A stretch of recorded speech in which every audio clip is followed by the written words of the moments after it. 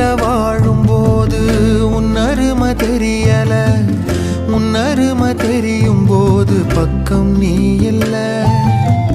தன்னந்தனி படகு போல தத்தளிக்கும் வாழ்க்கை போல